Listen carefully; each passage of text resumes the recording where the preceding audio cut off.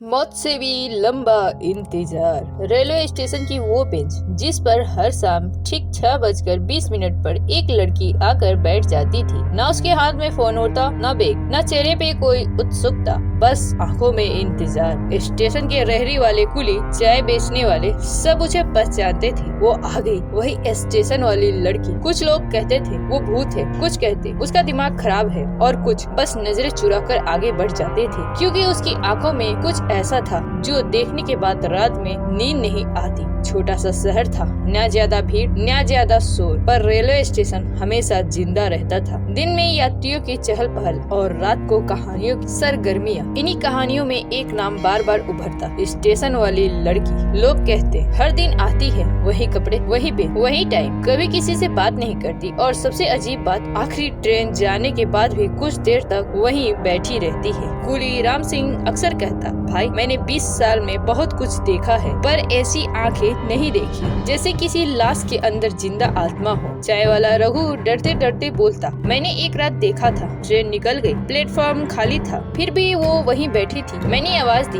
Madam station बंद हो रहा है। उसने मेरी तरफ देखा और मुस्कुरा दी। बस उस रात के बाद मैंने उसे कुछ नहीं कहा। अफवाह धीरे धीरे पक्की होने लगी, वो इंसान नहीं। उस दिन बारिश हो रही थी। मैं एक पत्रकार शहर की पुरानी कहानियों पर रिसर्च करता हुआ उस स्टेशन पर पहुंचा। सच कहूं, मुझे भूत पर यकीन नहीं था, पर जब मैंने उसे देखा तो कदम अपने आप रुक गए। वो वही बेंच थी और उस पर बैठी वो लड़की, सफेद सूट, गीले बाल और हाथ गोद में रखे हुए। ट्रेन की आवाज, घोषणाएं, भीड़, कुछ भी उसे छू नहीं रहा था, जैसे वो किसी और समय में बैठी हो। मैं धीरे धीरे पास गया। Excuse me. उसने सिर उठाया। उसकी आंखें न डरावनी थी न खाली, बस अंतहीन थकान से भरी हुई। आप किसका इंतजार कर रही हैं? उसने कुछ सेकंड मुझे देखा, फिर बहुत धीमे बोली, उसका जो अब कभी नहीं आएगा। उस दिन उसने ज्यादा बात नहीं की, पर अगले दिन वो फिर आई, वही टाइम, वही बेंच। इस बार मैंने चाय रख दी उसके सामने। उसने पहली बार धन्यवाद कहा। आवाज कांप रही थी। मैंने पूछा, लोग कहते हैं आप? वो हल्का सा मुस्कुराई। भूत? हाँ सुना है। मैं चुप रहा। वो खुद बोली, मेरा नाम अनामिका है और मैं जिंदा हूँ। उस एक लाइन में सारी अफवाहें टूट गई, पर कहानी तभी शुरू हुई थी। अनामिका ने धीरे धीरे बताना शुरू किया। वो यहाँ काम करता था, स्टेशन मास्टर के ऑफिस में नाम था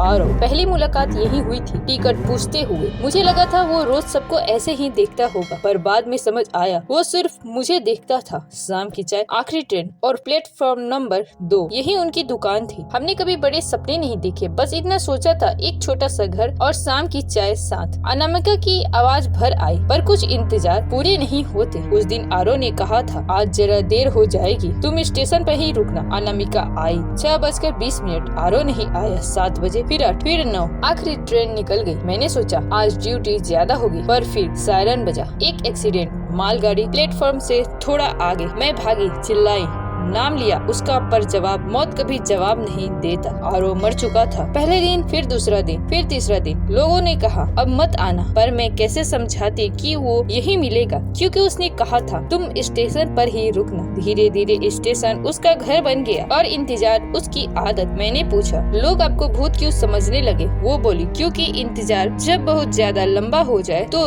जिंदा इंसान भी मरा हुआ लगता है। मैं हंसती नहीं, रोती नहीं, बस बैठी रहती हूँ। लोग को ऐसा सन्नाटा डराता है। मैंने धीरे से पूछा, आप यहाँ कब तक आएंगी? उसने मेरी तरफ देखा। पहली बार आंखों में आंसू थे। जब तक वो आए या मौत मुझे उसके पास ले जाए। मैं जिंदगी से ज्यादा मौत का इंतजार कर रही हूँ। उस पर मुझे समझ आया, ये भूत की कहानी नहीं थी, ये प्यार की लाश थी। एक दिन अनामिका नहीं आई। 6:20 बज गए। 6:30, 7 बजे बेंच खाली थी। अगले दिन अखबार में छोटी सी खबर, रेलवे स्टेशन के पास एक महिला मृत पाई गई, नाम अनामिका, चेहरे पे हल्की सी मुस्कान। आज भी कुछ लोग कहते हैं कभी कभी आखिरी ट्रेन के बाद प्लेटफॉर्म नंबर 2 पर कोई बैठा दिखता है, पर मैं जानता हूँ वो भूत नहीं, वो एक लड़की थी जो जिंदा थी, पर प्यार के मर जाने के बाद जिंदगी से भी ज्यादा मौत का इंतजार कर रही थी।